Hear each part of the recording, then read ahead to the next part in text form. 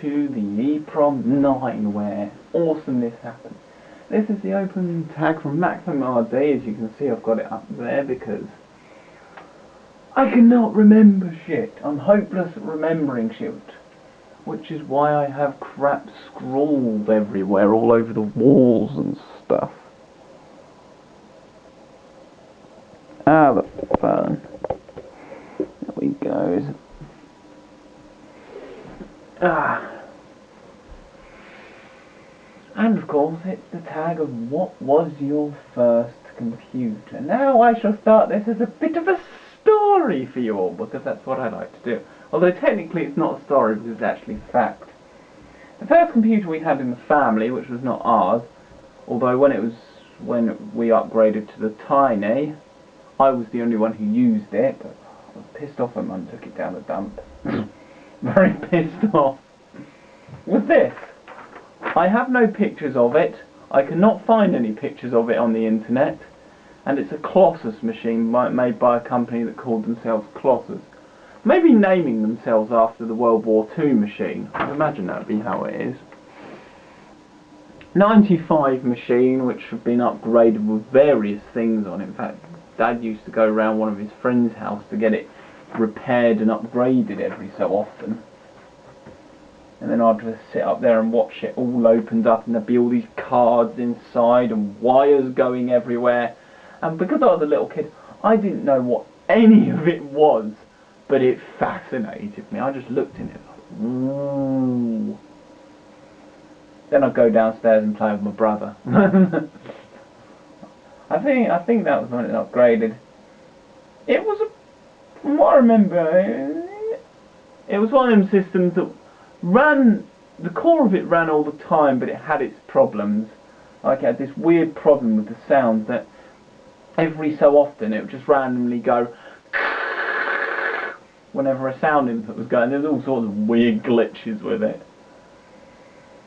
Wish I still had it. Then we moved up to the Tiny, which was a piece of shit. Then, after that, this is back when we had money, Dad got his PC downstairs, but left one for us. This beastie. Now this beastie you have seen before, at least most of you. I don't know if you've ever seen a full overview of it like this. A Sony Vaio. In fact, the exact model is... where's the model number? It's under here. A PCG/9P9M. An absolutely fantastic Pentium 4 that this could play Half-Life when it was Half-Life 2 when it was first released. Basically, when this was brought, it was the most high-end of high-end laptops you could get. So this would have cost a lot of money. Probably hence why it's still alive today and works perfectly. Although its battery life has always been shit from new. Here's its battery. It eats through its battery. Okay, I don't think that's supposed to pop off like that. But here's its battery, removed for the first time now since it was new. It's a lithium, as every battery is that goes in laptops.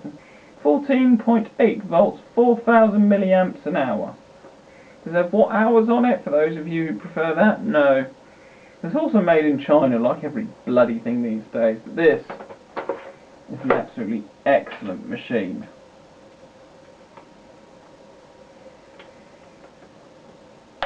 The machine off that, well, my brother took this to uni and I was left... oh god, I put this on the wrong way round. And I was left without a computer. The only upside to that was I couldn't do homework. That was the only upside. Oh god, I've really screwed this thing up, haven't I? I think that's right, yeah. No, I'm not including computers which were given to me because for the simple reason is that I didn't know how to fix them back then, so I just dismantled them. But this, I remember it was like when we got it, it was like Dad said, you're only to install a max of 2 games each on this. Within a week we've broken that limit. I had 2 Tomb Raiders, my brother had brought a load of stuff, What else did I have? I had the 2 Tomb Raiders. I've still got all these up here actually. Let's see if I can remember by looking at them. 2 Tomb Raiders. Got a hold of the Warhammer games pretty quickly. Half-Life was brought soon after. And well, pretty much all the PCs out here, games up here, apart from the Warhammer 40,000 ones, were brought for this machine. Not to mention anything else that was put on by my brother and we just used to play it. Then, I don't have this laptop with me, but I still own it. It's in my cupboard at home, but I have pictures of it. And I also have videos of it, so I should put them up if I'm not lazy and don't edit it. It was the Toshiba A100/200 laptop with 512 megabytes of RAM that I upgraded to a gig later on. Well, gig 0.5, then there was RAM error, so I had to go back to a gig. Then the gig stick died, so I had to go back to 512. Then the RAM controller died. I'm going to try Mr. VX's method of sticking the motherboard in the oven, which will and Mum will probably think I've completely lost it when she sees me cooking computer parts. I was born lost it. And it was I remember that on Christmas. It's like I opened all the presents under the Christmas tree. It's like I was and then after a while, they came in with another parcel. Present. I looked at it and instantly knew. I opened it up, and there was the Toshiba box. I filled with sheer excitement, and I spent that entire day and the day after setting it up, getting it ready, getting the software installed, playing through Half-Life 2, because that's when I got this a Half-Life Christmas collection, which has Half-Life 1 on it, Half-Life 2, Half-Life 2 Episode 1, death matches for both these and a few other little goodies. And I literally played Half-Life 2 to death. Ah, that was fun. All its glitching, continuous crashing. Oh, that was fun. Obviously not as much was spent on it because, well, we didn't have the money, essentially. The money just didn't exist like it did a good few years earlier for this one. And in fact, you can actually find it on my YouTube videos, my earlier YouTube videos, because it was still in use a year ago before it finally died, and I want to get it back into service so it can sit in its rightful place on this desk to be an assistance machine to this one. Because it was my personal machine, it was all mine. And I did everything on it. Played games, watched porn, played more games, tons of internet research. Floppy disks fell on it. The keyboard ended up with so many bloody biscuit crumbs in it. Ridiculous amount of biscuit crumbs in it. The case ended up just looking like shite. I could never keep the damn thing clean.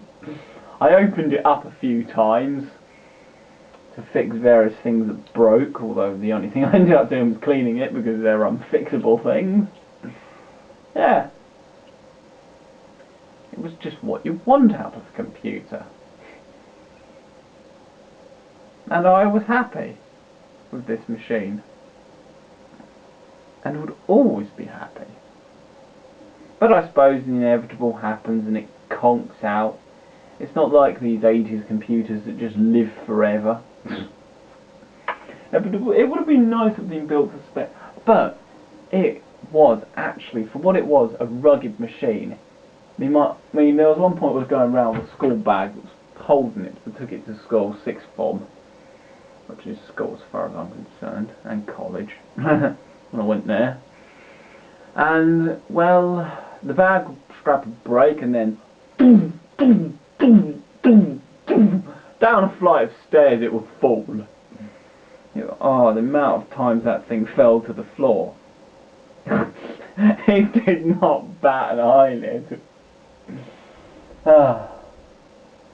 so bloody rugged. Not as rugged as this one though. This thing. Someone at college pulled this on the floor, and it hit the floor and just made this huge great thud, and it sounded like it did more damage to the concrete. And it was completely unscathed from it. This thing must be like lined with concrete. It was rather quite insane though. It was a rugged, tough machine, and to be honest, it went through a lot. But then when you take your laptops everywhere with you, they do go through a lot. I mean, even this one, sadly, the tops here has gotten a bit scratched up in places. I don't know if there's any way you can buffer the scratches out or not. Underneath isn't as bad. It's not badly scratched, it's just, well, yeah, I use it every day of my life. And that. But the Toshiba A100/200, my first machine that I owned myself. I'll search round on here because I know I've taken pictures of it. I don't think I have any high quality pictures of it. Only ones that I took with a crappy phone camera that was apparently 2 megapixels. Yeah. Shame the lens was absolute shite. Like it is on all phone cameras.